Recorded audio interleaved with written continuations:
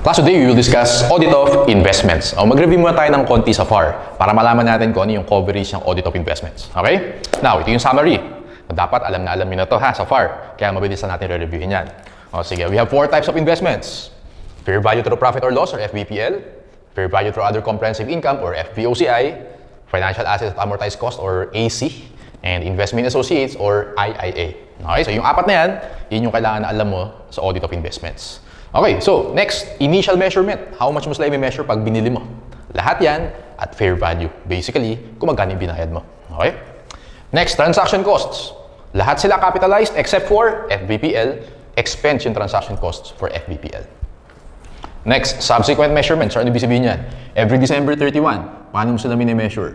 Well, yung FVPL and FVOCI, kaya yan may FV because both of them are measured at fair value. Okay? Yung amortized cost naman, measured at amortized cost using the effective interest method. Yun yung gumagamit tayo ng amortization table. Remember? Okay. Investment associate, ang gagamitin natin is equity method. And under equity method, mag-i-increase yung investment natin because of share in net income. Mag-decrease naman through dividends. Okay? So, yun yung ginagawa natin under equity method. Next, mark to market. Sure, ibig sabihin yan. Every December 31, nagpe-fair value tayo. Fair value changes. Mark to market ang tawag doon.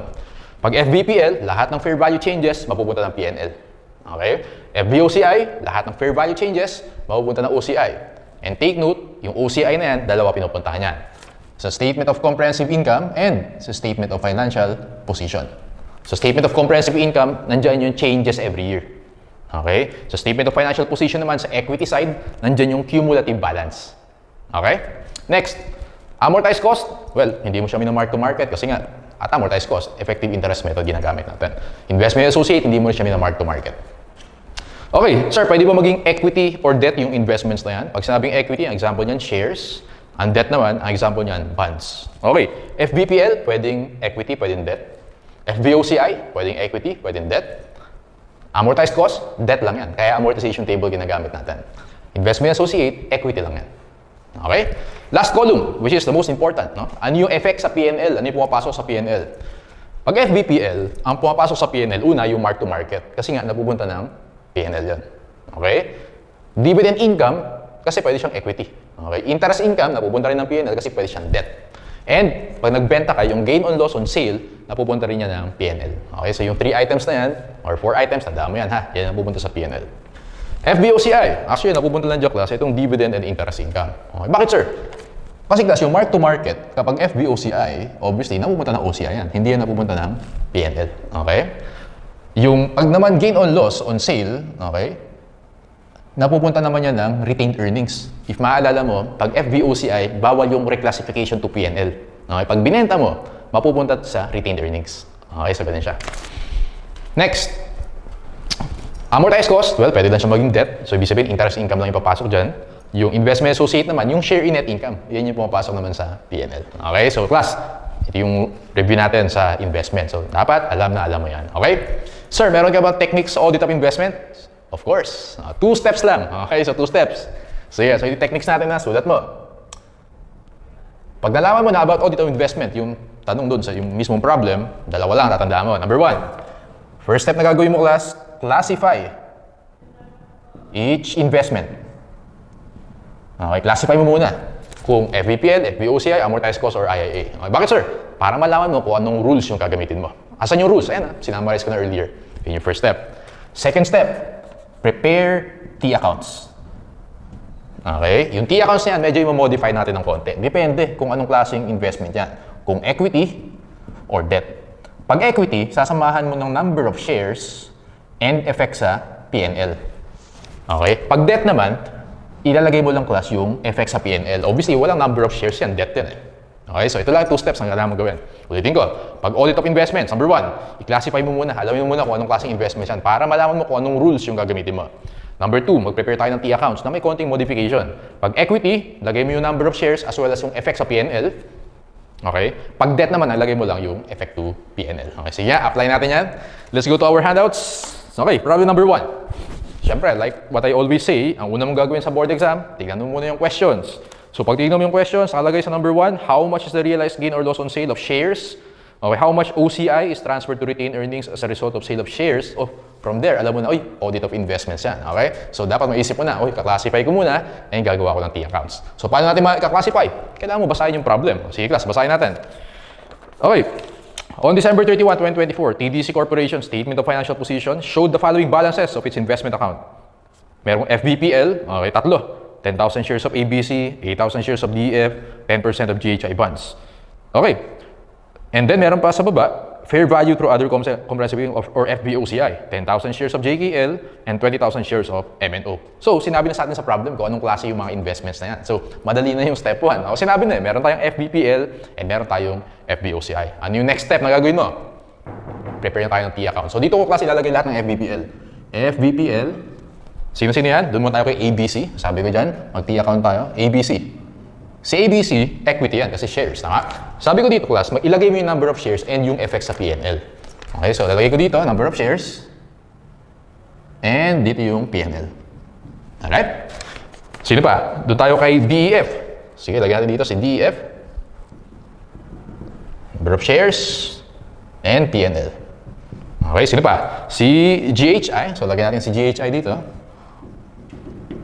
And then, doon naman tayo sa FVOCI. May dalawa tayo, si JAL and si MNO. Dito na natin lagay yung FVOCI since may space pa naman tayo dito. So, lagay ko dito class FVOCI. Siyempre, pag FVOCI, instead of PNL, OCI lalagay mo. Effect sa OCI. So, yeah. So, doon mo tayo kay JKL. So, lagay natin dito class JKL. Number of shares and OCI. Effect in OCI. Next naman si MNO. Ayan. MNO, number of shares and effect in OCI. Okay. So, ayan. Yan ang gagawin natin. And then, lagay na natin ang amounts yung T-accounts na yan. Start mo tayo kay ABC. Okay, number 1, 10,000 shares of ABC Corp. Nakalagay dyan, class. Cost 1.5 million, market value 1,525. Ano yung ilalagay mo sa debit? Cost or market value? FVPL yan tama? Ibig sabihin, measured yan at fair value. Ang ilalagay mo sa T-account natin, fair value. Okay, so, gagawin ko dito, class, 1,525,000. Ilan yung shares? 10,000 shares. Lagay mo lang yan. Next item, 8,000 shares of DEF. Same, si DEF, lagay mo yung market value, 1,056,500. Number of shares niya is 8,000. Okay, nakita nyo? So, nilagay na natin yung format natin, okay, yung structure natin, and then, lagay lang tayo ng amounts. Okay, next. 10% GHI bonds purchased at face value. Cost niya is 500, yun yung face value. Market value is 373,500. O, lagay natin, GHI bonds, 373,500. Okay, so, wala naman number of shares si GHI bonds. Pwede nating PNL lagay natin. So, lagay natin dito, PNL. Okay, next. FVOCI, 10,000 shares of JKL. Ito siya. Cost 1,180, market value 1,260. So class, sa FVOCI, ano lalagay mo dyan? Cost or market value? Ilalagay mo dyan, cost. Okay, bakit sir? Kasi class, ganito yan. Compute mo natin. Di ba yung market value dyan is 1,260,000? So 1,260,000, i-minus mo yung 1,180. Tama ba yung difference nila is 80,000? Tama? Yung difference sa market value and cost, 80,000. Ngayon, pag titingnan mo yun sa balance sheet, ganito kasi class ang mangyayari dyan. So, sa asset side, meron kang investment in FVOCI at fair value, which is 1,260,000. Ganito yung presentation yan. Sa equity side naman, nandun yung OCI mo. Na-compute natin 80,000. Alright? 80,000. Now, asset, debit yan. Tama? Equity is a credit. Ang net effect ng dalawa na yan, 1,260 minus 80 is 1,180,000, which is equal to the cost. Okay? Iyon yung difference ng FVOCI sa FVPL. Kasi sa FVPL, walang napupunta dyan sa balance, sa equity, sa balance sheet. Okay? Unlike FOCI, dalawa yung pinupuntahan yan. Kaya yung net effect nito sa presentation mo, in the balance sheet, ang net effect niyan yung cost. Kaya ang suggestion ko sa inyo, sa T-account natin, pag FVOCI, cost yung ilalagay mo. Okay? So, lalagay ko dito sa JKL, 1,180,000. Lagay natin yung number of shares, which is 10,000 shares. Okay, next. Doon naman tayo kay MNO. 20,000 shares of MNO, FVOCI. So, cost yung lagay natin, 980,000. And then, ilan siya? 20,000 shares. Okay. During 2025, the following transactions took place. So, analyze na natin yan. And then, ang gagawin mo lang dyan, class, actually, fill in lang natin yung T-accounts natin. And yung, ayan, yung mga pinaglalagay natin sa board. January 1, receive the semi-annual interest from GHI bonds. Compute natin class yung interest sa GHI bonds. Tama ba sa taas? Pag titingin ka, yung face value niyan is 500,000. So 500,000, 10% daw yung interest times 10%. Semi-annual, so times 6 over 12, you get 25,000. Kuha mo yan? Okay, so sa GHI bonds, mapupunta sa PNL mo is interest income na 25,000. Gets? Okay, next. March 1, purchase 3,000 additional shares of ABC Corp for 459,000 classified as investment at fair value through profit or loss or FVPL. Nasaan si ABC? Ito, bumili daw tayo ng additional 459,000. Ilan shares yun? 3,000 shares. So how much na yung shares natin? 13,000. How much na yung investment natin? 1,525 plus 459,000. You get 1,984,000. Okay, so 1,984,000. Ina-update lang natin.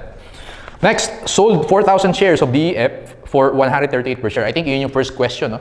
Yung first requirement, how much is the realized gain or loss on sale of shares of DEF? Ano si DEF? Ito. Tingnan mo, ganito gagawin ko dyan, ha? Okay, nagbenta daw, no? For 138 per share. So, nagbenta ka ng 4,000 shares, ang matitira sa'yo, 4,000 na lang. Ang tanong class, how much ba yung cost ng 4,000 shares na yun? Or basically, how much yung i-credit natin kay DEF? Ang una mong gagawin, kukumputin mo muna yung cost per share. Okay? 1,056,500, i-divide mo muna sa 8,000 yan. Sige, compute with me ha. 1,056,500, i-divide ko sa 8,000, i-multiply ko dun sa 4,000. Okay? 1,056,500 divide by 8,000 times 4,000. Did you get 528,250? Okay, so yun yung i-credit mo. 528,250. Alright, so compute natin yung balance, 1,056,250 minus 528,250. Okay, so you get 528,250 pa rin. Okay, makukompute na natin class yung gain or loss on sale. Paano ba kinukompute yung gain or loss? Well, kukompare lang natin yung na-receive natin at yung give up natin. Okay? How much yung na-receive natin? Yung proceeds. Okay, 4,000 times 138, na-receive natin class is 552,000. Alright? And yung carrying amount or yung give up natin, yung credit mo. 528,250. Okay, so 552,000 minus 528,250, you get 23,750. Ano ito class? This is the gain. Is this a gain or loss? That is a gain. Bakit sir? Kasi class, na-receive mo 552, sinurrender mo 528, mas malaki yung na-receive mo kasi sinurrender mo. Therefore, you have a gain or loss of 23,750. Sagot natin class dun sa requirement 1, letter C, 23,750. Now, pag ganyan, ilagay mo na yan sa P&L natin. Tama? So, gain or loss or gain on sale, 23,750. Okay. Next, sold 4,000 shares of JKL Corp for 124 per share. Oy, asan ba si JKL? Ito, FVOCI. Okay, nagbenta. Sir, paano nga ba pag nagbebenta? O, tingnan natin. So, ang binenta, 4,000 shares. Matitira sa'yo, 6,000 shares. Gawin natin yung parang ginawa natin dito. Compute mo natin yung cost per share. 1,180 divided by 10,000, multiply natin sa 4,000. 1,180,000 divided by 10,000 times 4,000, ang i-credit mo is 472,000. 472,000. How much yung balance natin? 1,180 minus 472, you should get 708,000. Okay, compute natin yung gain or loss. Yun kasi yung question number 2. Well, yung proceeds natin, how much yung proceeds? Yung na-receive natin class. 4,000 times 124, you get 496,000. How much yung sinurrender natin na carrying amount? Ayun yung credit mo. 472,000. Okay, 496 minus 472,000, you get 24,000. Now, pag nagbebenta tayo, FVOCI, saan siya napupunta? Retained earnings. Okay, walang reclassification to P&L yan. Kaya ang tanong dito class, how much OCI is transferred to retained earnings as a result of sale of shares of JKL? Answer natin, 24,000. Yan yung mapupunta sa retained earnings. Okay, letter C. Pag ang tinanong dyan class, how much yung mapupunta sa P&L, yung sagot mo, 0. Okay? Trick question yun. Kasi pag FVOCI, nagbenta ka, diretso retained earnings yan. Okay? So yeah, so next transaction, July 1, receive semi-annual interest from GHI bonds. O naka-receive ko na naman, interest. Ito yun, di ba? Okay, so interest income, additional, 25,000. Next, September 1, purchased 400 of PQR's 5-year 12% 1,000 bonds at 93 plus accrued interest. Pag sinabing plus accrued interest, hindi pa kasama yung interest. Okay? So therefore, sabi dyan, the bonds pay interest annually every January 1. The bonds was designated at fair value through profit or loss or FVPL. Walagay natin dito yan. Ano pangalan yan? Si PQR. Si PQR, binili natin 400 times 1,000 times 0.93. Sulat mo dyan class, 372,000. Yun. 372,000. So since bonds siya, lagay natin dito, FX sa P&L. Pwede ba natin ma-compute kung how much yung interest from September 1, kung kailan mo siya binili, up to December 31? Yes. So sabihin nyo ako mag-compute ha. 400 times 1,000 times 12%, September, October, November, December, times 4 over 12, ang na-compute ko na interest ito is 16,000. Okay? So mapupunta siya dito. Interest income natin is 16,000. Tama lang? Okay, so face value times 12% times 4 over 12, you get 16,000. Okay, the market value of stocks and bonds on December 31 are as follows. Now, every December 31, meron tayong mini-measure at FVPL yan, FVOCI, i-measure natin at fair value. Isa-isay natin. Doon tayo kay ABC. Okay, sabi dyan, si ABC, ang market value niya is 153.2. Nakita niyo yan? Okay, ganito technique dyan. Meron tayong number of shares, multiply lang natin sa 153.2. 13,000 times 153.2, you get 1,991,600. Okay? Solve for X. Tama ba? 1,984, tumaas siya. O, compute natin. 1,991,600 minus 1,984, you get 7,600. Tumaas yung investment mo. Ano yun? Gain or loss? Gain. Okay? Ang tawag natin doon, unrealized gain. O, lagyan natin UG. Saan na pupunta yan? Pag FVPL, pupunta ng PNL. So, lalagay ko dito. Meron tayong 7,600 unrealized gain. Next, doon tayo kay DEF. Ang market value is 137. Ano gagawin mo dyan? 4,000 shares. Tama? Times 137. 548,000. Alright? So, tumaas na naman. Let's solve for X. 528,250 minus 548,000. Tumaas ng 19,750. Is this a gain or loss? This is a gain. Tumaas. Okay? So, unrealized gain. Lagyan natin siya sa PNL. Okay? So, unrealized gain na 19,750. Okay? So, dito lagyan natin unrealized gain 97,600. Okay, next. Doon naman tayo kay GHI bonds, 82.22. Ano ibig sabihin ng class? Pag 82.22, yung bonds, yung fair value nila in percentage yan. Okay? Face value times yung percentage. Ano yung face value ni GHI? Tingin tayo sa problem sa taas.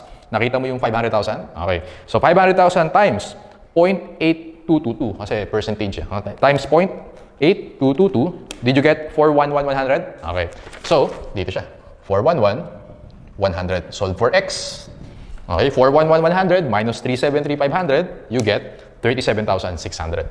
Okay, so class, tumaas yung investment mo from 373 naging 411. Is it a gain or loss? Gain. Okay, so this is unrealized gain. Unrealized gain, 37,600. Alright.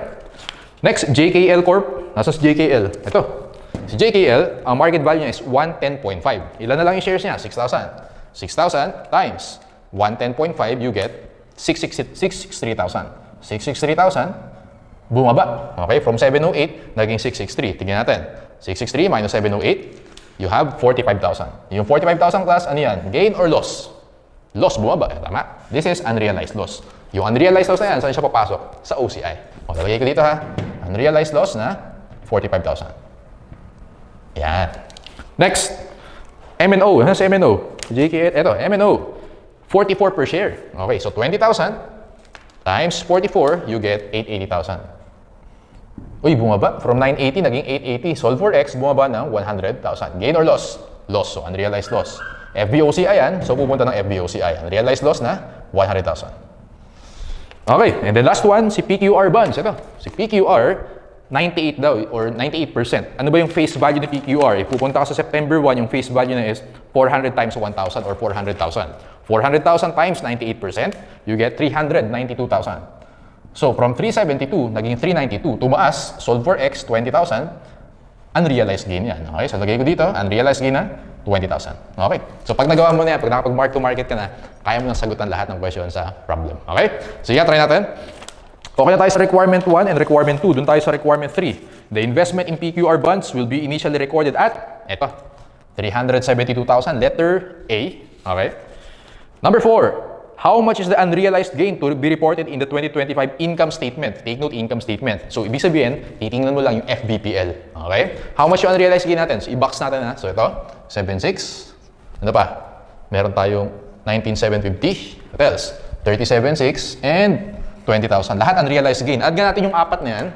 So, 7,600. This one, 7,600 plus 19,750 plus 37,600 plus 20,000, you get 84,950. Now, yan? Letter D or dog, 84,950. Okay, next, number 5. How much is the unrealized loss to be reported in the 2025 statement of financial position? Ibig sabihin yung nasa OCI. Okay, ito. Titingin tayo dito sa FVOCI natin. So, meron tayo unrealized loss na 45,000. Meron tayong isa pang unrealized loss na 100,000. 45 plus 100, 145,000 loss. Letter D or dog. Okay? Yan siya.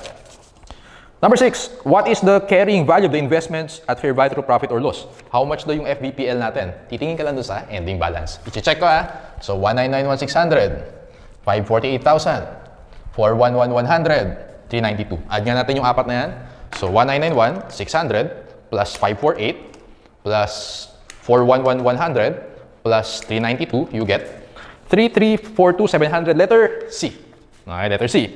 Next, ano daw yung carrying value ng FVOCI? Oh, nasa ending balance mo, 663 and 880. Sige nga, 663,000 plus 880,000. Answer is 1,543,000, letter A for number 7. Okay yan. So, natapos natin yung problem 1. Nakita nyo class? So, medyo matagal ko din-discuss yung problem 1 kasi first problem. Yung succeeding problems, try natin mas mabilis ha. Okay, but i-recall muna natin, okay, recap muna natin yung mga important. So, ginawa natin class, binasa muna natin yung questions, nalaman natin audit of investments, classify natin. Well, mas madali yung classification dun sa problem 1 kasi sinabi na kung ano sila. Nakita natin na meron tayong FVPL and meron tayong FVOCI. Okay? Sa FVPL, ang next na ginawa natin, gumawa tayo ng T accounts sa mga equity or mga shares. May T account tayo, merong number of shares, and may P&L. Basically, minomonitor natin, okay, kung ano yung nangyayari for each investment. Pag naman bonds or debt, P&L lang. Okay? After that, ang ginawa natin class, binasa natin yung problem. As we read the problem, basically, ina-update natin yung T accounts natin. Ganun lang. Until matapos tayo sa mark to market and December 31, after that, nasagutan natin lahat ng problems. Okay? Ngayon, pag tinanong sa'yo ano yung total effect to net income, ano yung sagutin mo for problem 1? Pag total effect to net income, syempre, i-consider mo yung mga, isasama mo yung gain on sale and yung interest. Okay? Add mo lang, nasa P&L. Ito, may interest pa. Add mo lang to, and this, yun ang sagot mo pag ang tanong sa'yo is total effect to net income. Okay? Total effect to OCI, ito lang din. Yung dalawa na yan. Alright? Sige. O, sige nga class. Isa pa. Okay, so it takes practice lang class. So, siguro, matter of 2 to 3 problems, master nyo na yung investments na yan. O, sige nga. Try ulit tayo. Doon tayo sa number 2. Problem number 2. Okay, so, binasa natin yung questions. What amount should be reported as gain or loss on sale of ordinary shares? Doon pa lang, nakita mo na shares. So, it means, alam mo na audit of investment yan. Tama? Sige, so, let's read the problem. During the course of your audit of financial statements of NJL for the year ended December 31, you found a new account investment in equity securities. Your audit revealed that during 2025, NJL entered all investment-related transactions in this account. So, lahat daw ng investment, nilagay niya sa investment in equity securities. Okay, and then meron tayong date. We have the transactions and debit and credit. Okay, so sir, ano ulit yung first step? I-classify muna natin. Meron tayong 3 shares dito. A company shares, B Corp, and C Inc. Okay, tatlong shares. Punta tayo sa additional information. Letter A. The ordinary shares of A company were acquired with the intention of generating short-term profits. Ano ibig sabihin nun? Pag short-term profits, ano yung classification niya? FVPL. Okay? So, lagay mo na sa tabi ni A company, FVPL. Okay, actually, lalagay ko na dito yan. FVPL, si A. Ayan. Next, NJL has made an irrevocable election to present in other comprehensive income subsequent changes in fair value of B Corp. So, si B, FVOCI naman. So, lagay ko dito. So, si B, FVOCI. Okay. Nasabi ko kanina, lagay mo yung number of shares and effect to P&L. Si B, lagay ko rin yung shares, pero this time, lagay natin yung effect to OCI. Next. On April 1, NJL acquired 40% of the outstanding shares of C. For the year ended December 31, C reported net income of 150 and paid dividends of 20,000. 40%. Ano nga ba tawag natin doon? Investment in associate. Okay? Pag 20% and up, investment associate, equity method yan. Okay? So, lagay ko dito, C, investment in C. Ayan.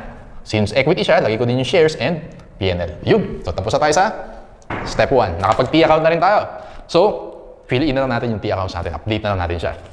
Balik tayo sa taas, doon tayo kay A company. Purchased 36,000 shares at 55 per share, 1,980,000 yung binayad. Nasaan yan? So, A, 1,980. Ilang shares yung class? 36,000. Tama? Next, received 36 shares as stock dividends. Alright, memo entry. Tama lang, pag stock dividends, memo entry ginagawa, di ba? So, ang mangyayari dyan, nadagdagan ng 36. From 36,000 naging 39,600. Tama lang? Okay. Next, sold 36 shares, received on July 26 at 70 per share. O, compute natin yung gain or loss. I think yun yung first question. What amount should be reported as gain or loss on sale of A? O, ang gagawin lang natin dyan, ilan yung binenta natin? 3,600. Okay? Matitira sa'yo, 36,000. Ang tanong natin dyan, how much yung i-credit mo kay investment in A? Compute mo natin yung cost per share. O, 1,980, divide mo yun sa 39,600. 1,980,000, divide natin sa 39,600. Multiply natin sa 36,000. Okay? Times 36,000, 1.8 million. So, mag-credit tayo ng 1.8 million kay A. Magiging balance mo, 1,980 minus 1.8 is 180,000. Okay? So, ayan. So, tama ba? So, 100, ulit natin, 1,980,000 divided by 39,600. Okay, times 3.6. 180,000 lang pala. So, sobrang na isang zero. So, this is just 180,000. Ayan. Matitira sa'yo dito, 1.8 million. Okay. Sige. So, compute natin yung gain or loss. Proceeds. How much natin nabenta, class? Nabenta natin siya for 3,600 times 70. That is 252,000. 252,000. And then yung give up natin or yung carrying amount is 180. 252 minus 180,000, you get 72,000. 72,000, ano yung class? Gain or loss? Well, na-receive natin, mas malaki kaysa sa give up natin. This is a gain. Okay? So, answer natin for number 1, gain 72,000, dog yung sagot natin dyan. So, lagay natin sa PNL yan. Meron tayong gain na 72,000. Okay? Ayan na siya. Actually, class, kung titignan mo, mali yung ginawa niya dito. Kasi yung ginawa niya no September 28, nag-credit siya sa investment ng 252,000. So, mali. Dapat ang entry mo dyan, debit cash, 252, credit investment in A, 180, and credit gain 72. Tama? So, pag tinanong, syempre, mali yung entry na ginawa niya dyan. Okay? Anyway, di naman siya tinanong sa problem. So, let's move on to question number 2. The receipt of 3,600 stock dividends from A would result to an increase in investment by... Plus, alam natin sa FAR, pag may stock dividends, ano mangyayari doon? Tataas lang yung shares mo. From 36,000, naging 39,600. Pero yung total investment mo, same lang yan. Tama? Kaya ang sagot sa number 2 is 0. Actually, ang mangyayari kapag may stock dividends, compute natin yung cost per share ha. So, 1,980 divide mo sa 36,000. 1,980 divide by 36,000. Na-compute mo ba yung 55? Okay? So, 55 yung cost per share magiging 1,980 divide natin sa 39,600. 1,980 divide by 39,600, you get 50. Okay? So, in summary, ano yung effect ng stock dividends? Yung cost per share mo, bababa. From 55, naging 50. Yung number of shares mo, tataas. 36,000, naging 39,600. Pero, yung total investment mo will still remain the same. 1,980 pa rin siya. Okay? Kaya sagot mo sa number 2 is 0. Alright, next. Doon naman tayo kay B. B Corp ordinary shares purchased 180,000 at 40 per share. 180,000 times 40, that's 7.2 million. Lagay natin yan kay B. Asan yan? Ito. FBOCI si B, tama? 7.2 million. Next, received dividends of 1.2 per share. Okay, so actually mali ginawa niya kasi nag-credit siya ng 216,000. No? Credit niya yung investment in B, 216. Mali yun kasi pag naka-receive ka ng dividends sa FBOCI, dividend income yun. Okay? So mali na siya dyan. And ilang shares ba yung binili niya? 12,500. Tingnan natin yung question number 3. What is the journal entry to correct the recording of the cash dividends from B Corporation? Plus, ang technique no, sa audit, kapag ang tanong sa iyo is correcting entry. Ito, correcting entry lang dito or adjusting entry. Para may guide ka, pwede mong ilagay yung actual and yung should be. Pakita ko sa inyo. Ito yung actual. Ito yung ginawa talaga ni B. Tama? Ang ginawa niya dyan, nag-credit siya ng 216,000. So, debit cash, credit investment in B, 216,000. Mali yan. Kasi ang should be, alam natin, pag naka-receive ka ng dividends, debit cash, credit dividend income. Okay? 216,000. Ngayon, ito yung dapat na ginawa. Pero ito yung actual na ginawa sa problem. Paano mo i-correct yan? Well, ide-debit ko yung investment in B. Okay, babalik ko siya sa debit. And then, mag-credit ako ng dividend income. Ito yung correcting entry ko. Which is, ayan, 216,000. Pag ang tinanong sa problem, ano daw yung correct entry? Ito yun. Pero pag tinanong sa problem, sabi dyan, what is the journal entry to correct? Ano yung correcting entry? Paano mo siya i-correct? Ito, sagot mo. Okay, iba yung correct entry sa correcting entry ha. Ito yung correct entry, ito yung correcting entry. So answer natin class, letter C. Debit investment in equity securities or investment in B, credit dividend income, 216,000. Again, para sure na sure ka sa board exam pag may lumabas na adjusting entry or correcting entry. Sulat mo yung actual, sulat mo yung should be, and then alamin mo kung paano mo i-correct yan. Okay?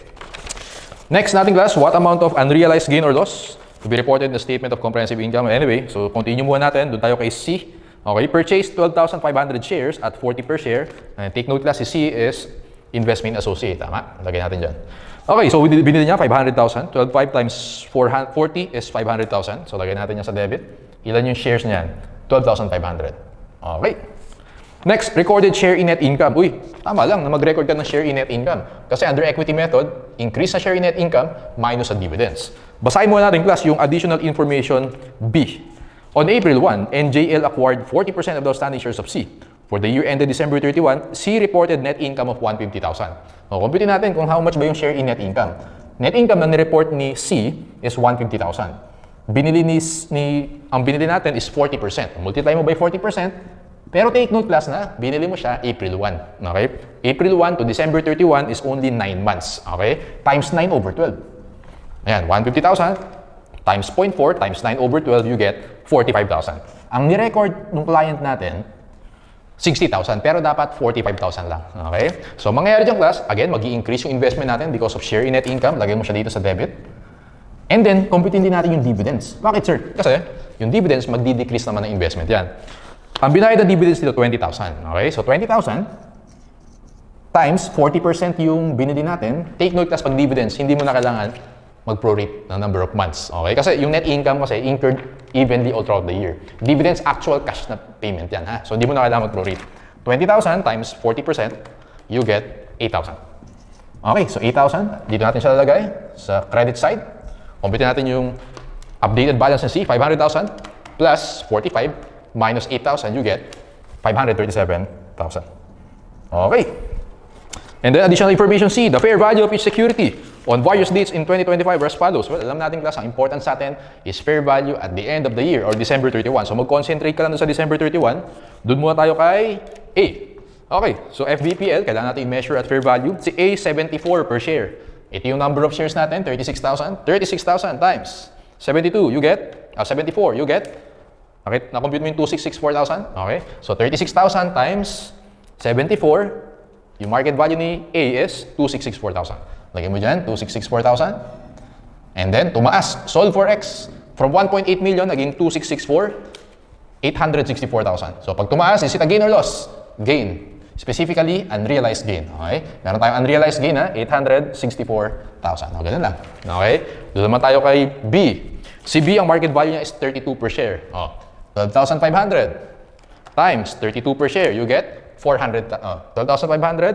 Si B, tama ba? 12,500. Tingnan natin, class. Si B ay 180,000. Hindi ko lang kung saan ko nakuha yung 12,500 na yan, but this should be 180,000 kay B. 180,000. Okay, saan ko ba nakuha yung 12,500? No, kay C pala yan. Anyway, so si B, 180,000 times 32 per share, you get 5,760,000. Nakuha mo yan? So, 5,760. Si B naman bumaba. No? From 7.2, naging 5,760. Let's solve for X. 7.2 minus 5,760, you get 1,440,000. Now, this is a loss. And since FBOCI siya, meron tayong unrealized loss sa OCI, 1,440,000. Maganda lang. Diba? Ending balance ng shares, multiply natin sa fair value, solve natin sa T account, malalaman natin kung gain or loss. How about si C? Nagma-mark to market ka ba kay C? Hindi. Diba? Walang mark to market dyan kay C. Kasi equity method yung ginagamit natin. Okay, so ganun lang. Let's try to answer the remaining questions. I think number 4 na tayo. Number 4. What amount of unrealized gain should be reported in the 2025 Statement of Comprehensive Income as component of OCI? Alam natin, titingin tayo sa FBOCI. How much daw yung mapupunta sa OCI? Yun. 1,440,000 letter. Dog. Okay. Pag naman tinanong class kung how much yung mapupunta sa PNL, ano yung magiging sagot mo dyan? Well, pag ang tanong is PNL, tingnan natin.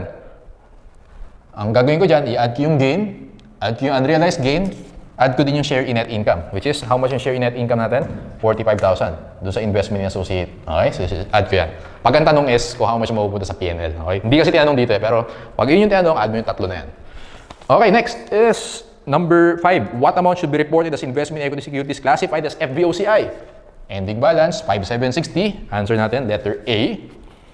Number 6, what amount of investment income from C should be reported for the year ended December 31, 2025? Ito yun, yung investment associate. Ano yung napupunta sa income natin? Yung share, ito. Yung 45,000 na share, mapupunta ng PNL yan. Okay, sagot natin is 45,000, letter boy for number 6.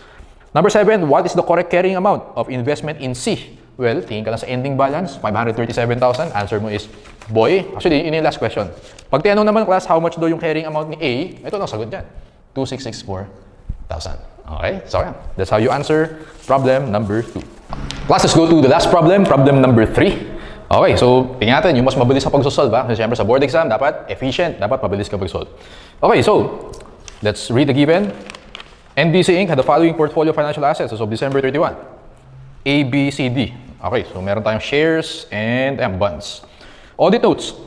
A, the shares of A Corp were acquired with an intention of generating short-term profits from the share prices fluctuations. Ano yung classification ni A? FVPL. So, sulat mo na agad sa side, FVPL si A. The company paid 30.25 per share. Anyway, so lagay muna natin dito. So, FVPL para kay A. Right? And gawa tayo ng T account for A as well as yung number of shares niya. Ilan yung shares na A? Tingin ka sa taas, 20,000 shares. 20,000. Alright. So, analyze natin class. The company paid 30.25 per share, which included the 1.25 per share broker's fees and commissions. Alam natin, pag FVPL, transaction cost, ine-expense yan. Okay? So, binayad natin dito, 30.25 para kay A. I-minus natin dyan class yung 1.25 kasi expense yan. Hindi mo pwede i-capitalize yan. The shares were acquired on Feb 20, 2025. So, kung gagawa ka ng timeline, Feb 20, okay, dyan mo binili. At 2 pesos per share cash dividends were received on March 30. These dividends were declared by A on January 20. Nag-declare ng dividends dito, okay, January 20. And then, to stockholders as of record date of March 1. Okay, March 1. Dito mo binili. Nag-declare ng January 20 for those na recorded on March 1. Okay? So, ano tawag dito, class? Ang tawag dyan is dividend on. Okay? So, pag dividend on, ibig sabihin, dun sa binili mong shares, may kasamang dividends.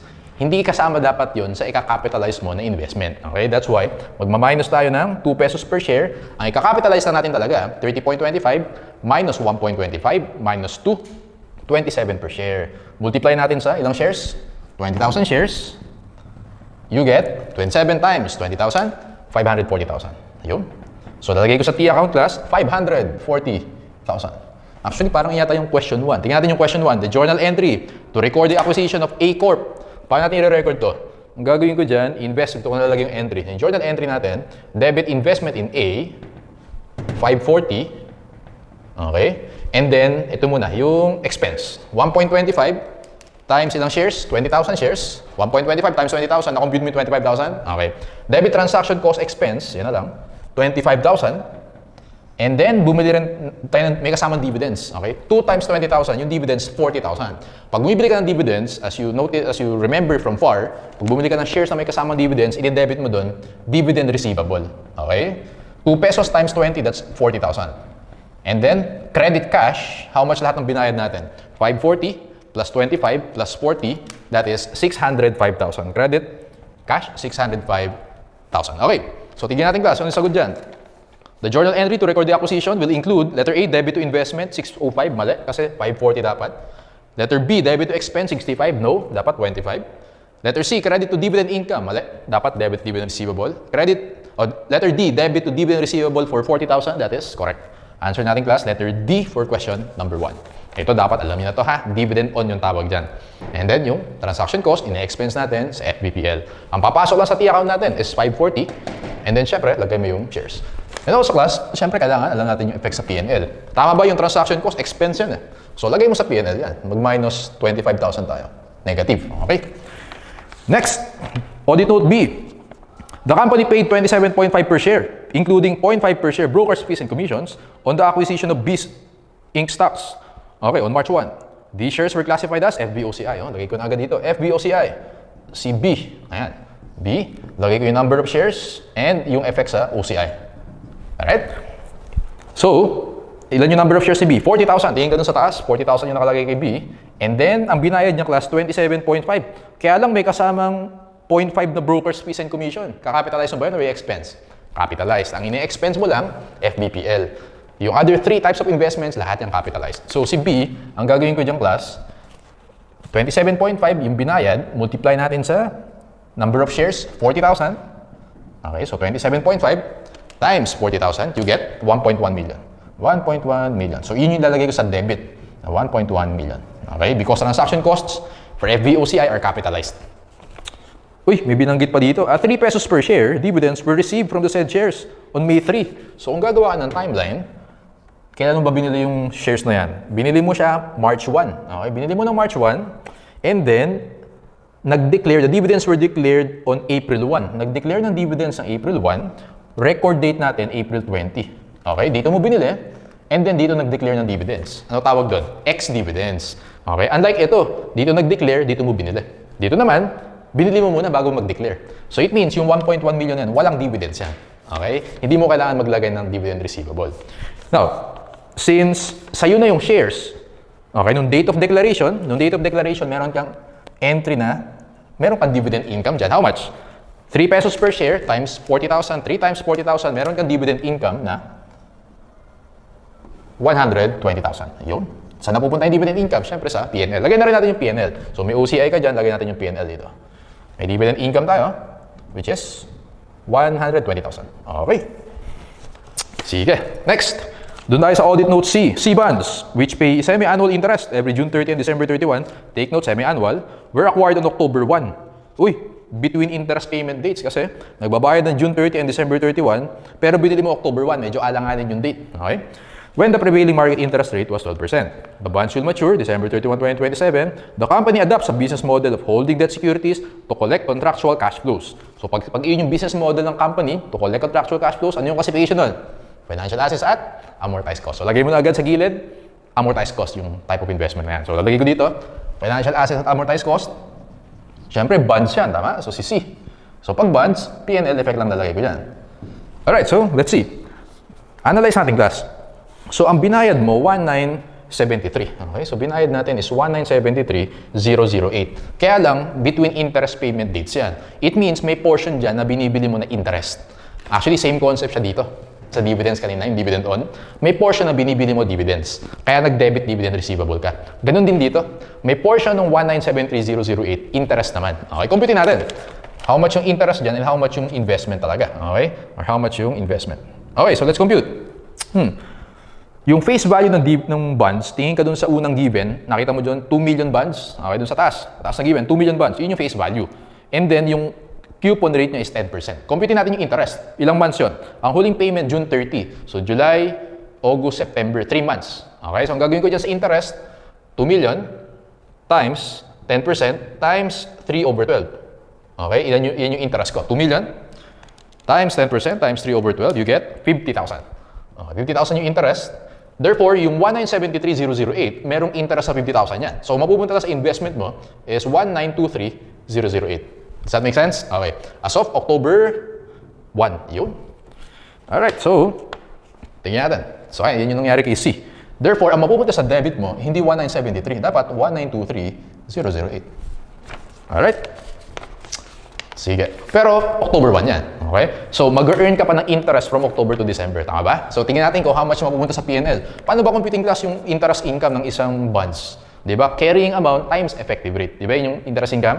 Ano yung carrying amount mo? 1,923,008. How much yung effective rate? 12%. Ilang months yun? October, November, December. Times 3 over 12. Tingnan natin kung how much yung interest income.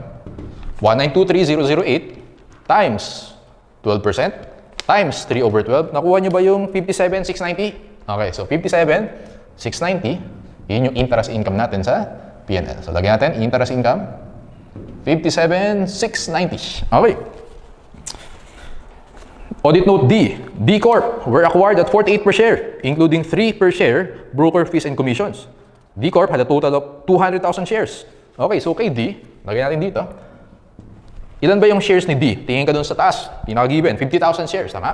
50,000 shares, and then sabi sa audit note D, meron daw siyang total of 200,000 shares. Pag dinivide mo yan, 50,000 divided by 200,000, 25%. Ibig sabihin, si D, investment in associates. So, sulat mo sa gilid, investment associates. So, lagyan natin dito, IIA.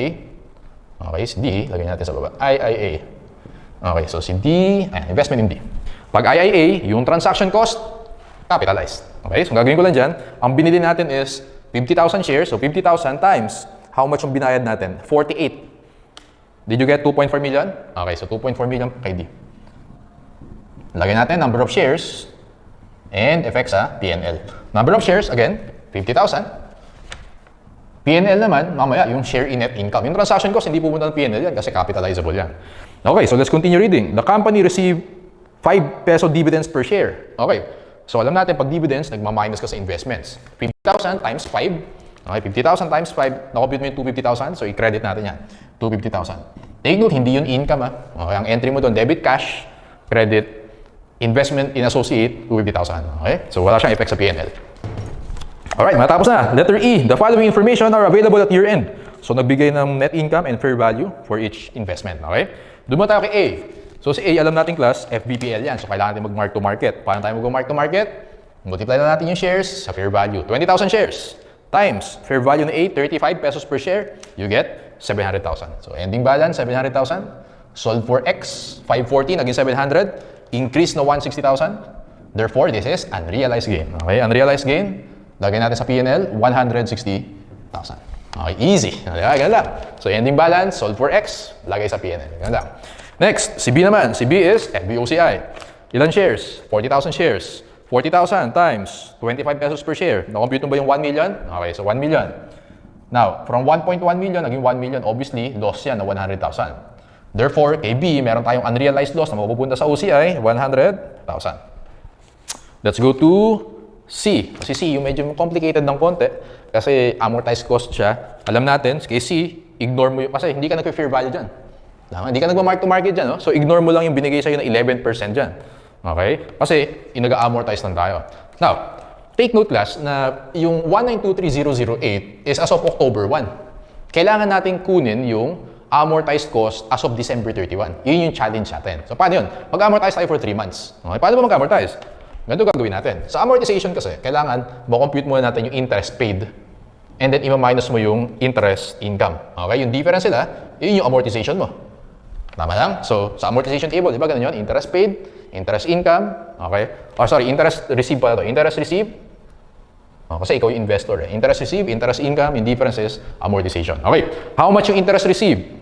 Now, take note na semi-annual yung bayaran ng interest dito. Okay? So, 2 million, 10% yung coupon rate natin, tama? Siyempre, semi-annual, gawin mong 5%. So, 2 million times 5%. Na-compute mo ba yung 100,000? Yes, 100,000. Yan yung interest received natin.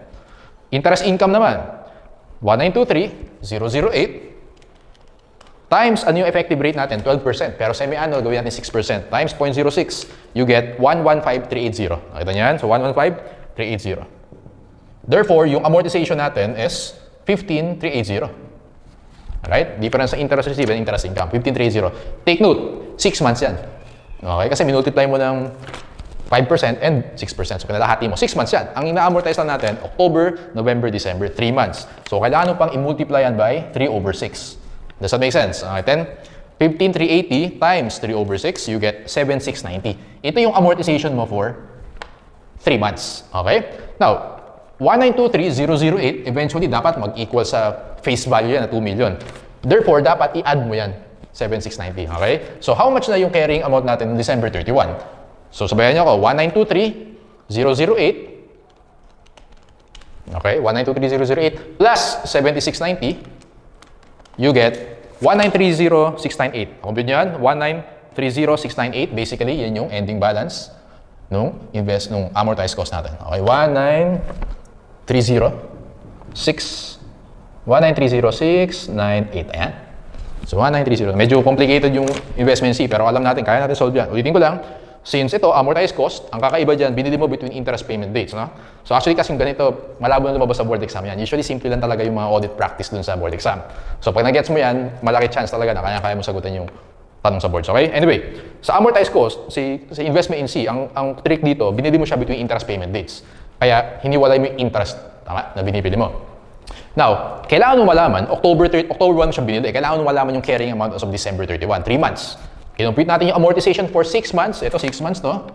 Siyempre, 3 months na yung kailangan natin, kaya multiply mo ng 3 over 6. Okay? Ngayon, i-add mo yan or i-minus? I-add mo kasi dapat yung 1923 eventually mag-equal sa face value yan at maturity. Okay? Nung in-add mo siya, nakuha mo to. Yun yung nasa ending balance natin.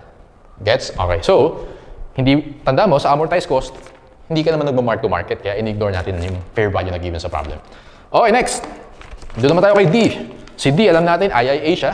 And nag-report ng net income, 2,240,000. Ilang percent ba binili natin? 25%. 2,240,000 times 25%, how much yung share? Nakompute ba yung, dito natin lagay. So net income, 2,240,000, okay? Times 25% yung binili. Times, kailan binili yan?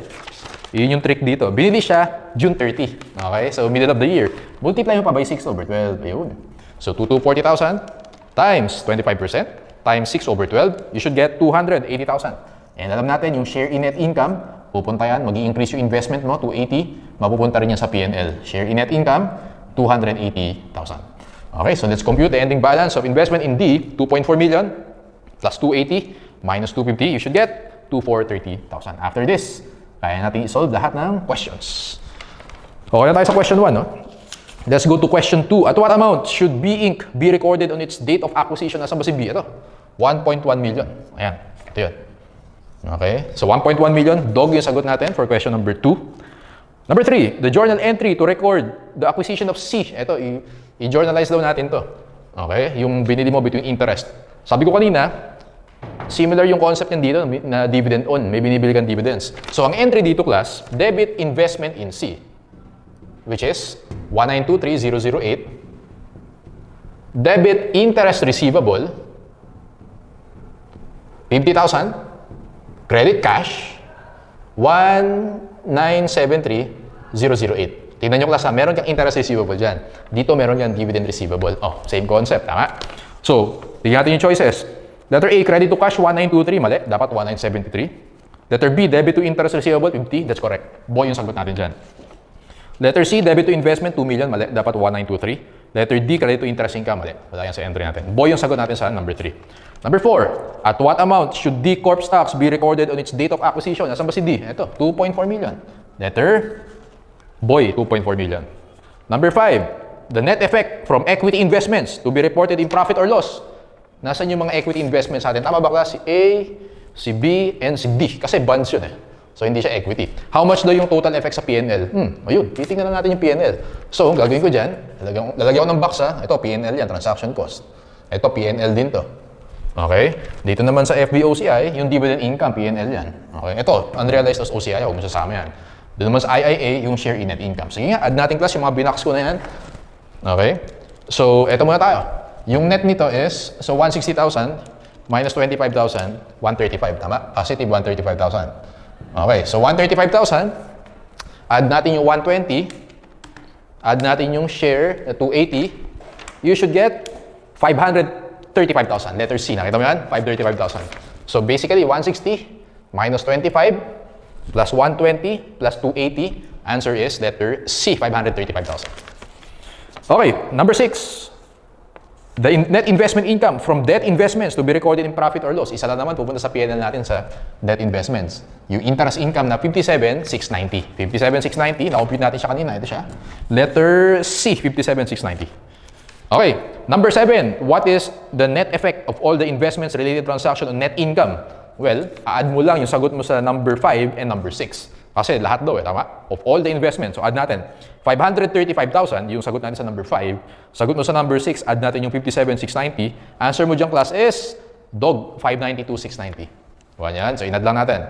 So kaya chain questions yan. Yung sagot mo sa 5 and 6, makaka-affect sa number 7 mo. Dog for number 7, 592,690. Let's go to the last 2 questions. Number 8, carrying amount of investments that should be presented as current assets. Ano ba yung pinapresent mo as current assets? FVPL lang. Isa lang, okay? So sagot mo dyan, 700,000. Answer, letter A, 700,000. And last question, ano naman daw ipepresent mo as non-current assets? What is correct carrying amount of investments that should be presented as non-current assets? Well, yung 3 na investments na yan, yung remaining, non-current naman yan. Add natin ha, yung 1,193,0698 and 2,430,000. Sige nga, class, add natin yan, 1 million plus 1,930,698 plus 2,430,000. You should get 5,360,698, letter C. Okay. So, ayan, I think nasagot na natin lahat ng questions for investments. Okay, so that's it for audit of investments.